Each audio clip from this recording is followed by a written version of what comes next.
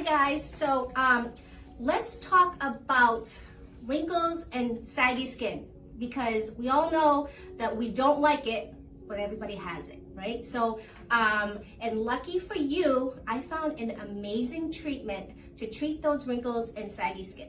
And so I'm here with my favorite person in the whole wide world. You guys already know him. He needs no introduction, but I'm gonna introduce him again anyway. So this is Dr. Ryan Welter. He is the founder and CEO of Regenerative Medical Medspa, located in Westwood, Massachusetts. Yes.